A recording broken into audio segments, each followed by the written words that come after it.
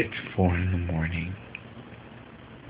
I know you don't hear it probably, but Christian is snoring like a pig. Like so loud. Like I didn't think people could snore so loud.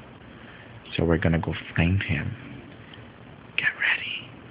Because we're gonna locate the snoring.